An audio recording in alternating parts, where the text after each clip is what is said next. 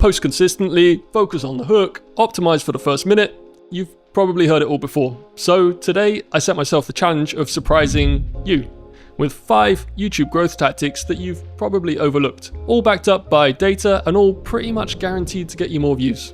Hi, I'm Ed, recovering CMO and co-founder of Humble&Brag, the full-stack YouTube agency for startups.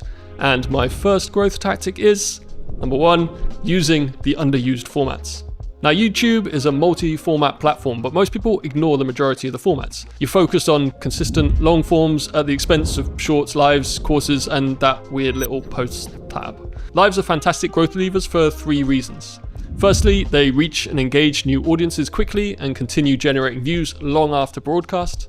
Secondly, they're a great way of re-engaging your existing audience, both on YouTube and on other platforms, turning like Instagram followers and newsletter subscribers into YouTube subs. And linked to that, they're just way better at converting viewers to subscribers than any other format. So I promised you data, here's the data. Check this out. So over this period around the live being broadcast, it was the 4th most watched video on the channel.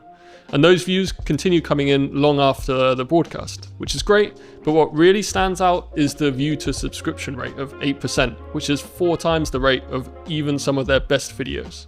So why is this happening? Firstly, those re-engaged audiences I mentioned are just way more likely to subscribe to your channel if they haven't come across it before.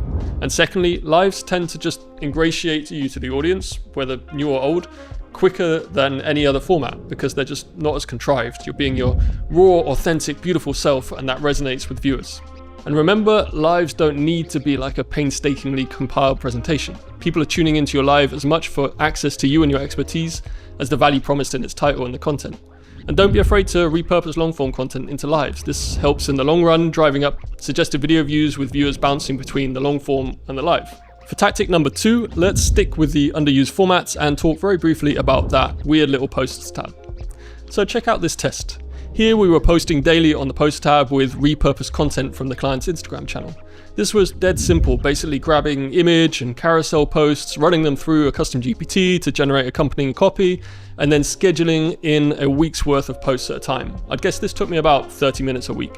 Now at the time, this client had about 4,000 subscribers, and you can see we're reaching about 10% of those daily with the posts. And if you open up your YouTube app on mobile and just scroll through your home feed, you'll see how prominent these posts have become, and how much engagement they're getting, and how many conversations they're starting. They actually often get way more comments per view than a video even.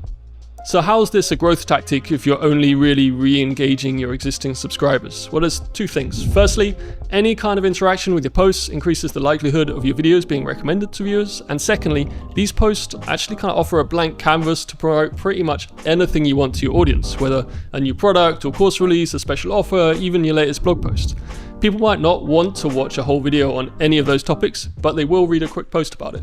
Okay, I think we've spent enough time on YouTube, time to move off platform, step into a time machine, and travel back to a tip as old as dial-up, also known as an oldie but a goldie. It's almost embarrassing to include this one, but here we go.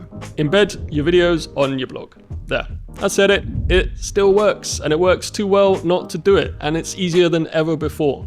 So let's quickly review why it works, and then I'll show you the simple process we're using to scale here, right here at Humble&Brag. So, why does it work?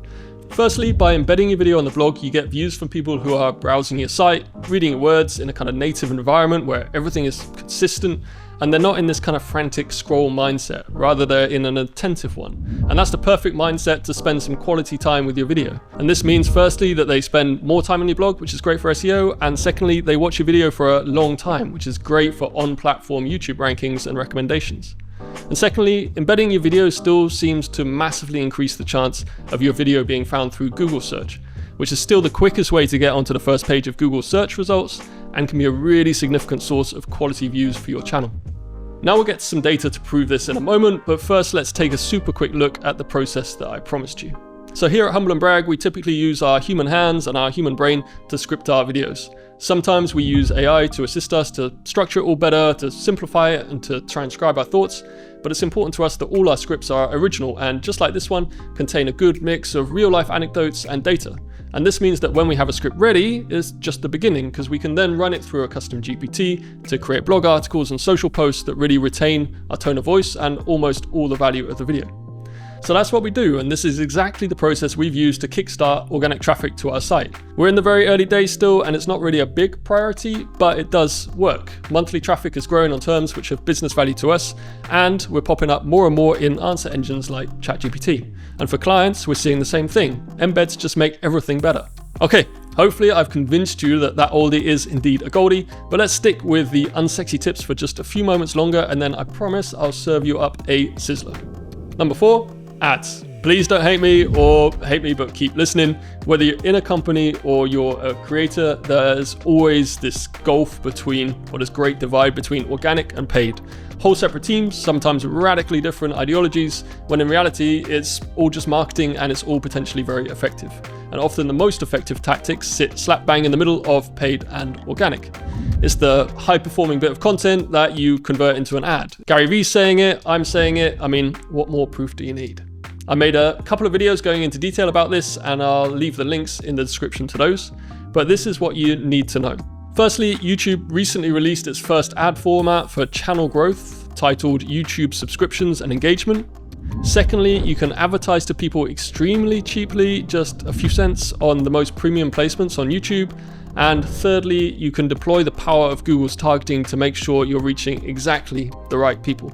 So my message is this: don't be stubborn and dogmatic about whether you just do paid or just do organic. If you want to build a strong brand, you're going to need both.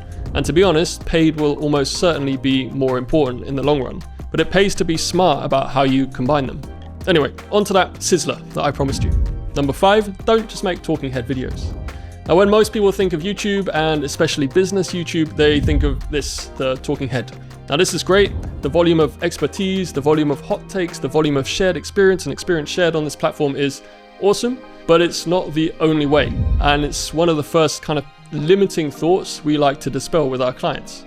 Take these examples. Honeypot scaled their YouTube channel, which is now rebranded as Cult Repo, to over 200,000 subscribers with super in-depth documentaries about the origins of different coding languages. Nothing got their CEO to review their competitors' products. RP Strength created detailed breakdowns of celebrities' fitness regimes. And Babbel challenged polyglots to learn languages in insanely short periods of time. In our last video, I showed how a simple sidestep from producing talking head explainers to reaction videos doubled the average watch duration and led to a channel's first breakout video. But it's not only about performance, it's also about your sanity and your audience's sanity. It's about creating a channel that has a good mix of consistent content that sets and meets your viewers' expectations, but doesn't just become kind of formulaic. And this is why it sizzles, because it makes your life more interesting. So I reckon I've delivered on my promise. 5 tactics that are pretty much guaranteed to get you more views that you may not have given much thought to. Now, I could have talked about timestamps and SEO, I could have talked about scripting tactics and curiosity loops and clickable thumbnails, but none of those guarantee views quite in the same way as the tips we just talked about. But if you do want to learn more about those, check out the links to the other videos in the description, and I recommend watching this video next, all about possible alternatives to talking heads. It's a sizzler. Don't forget to hit subscribe, and I will see you next time.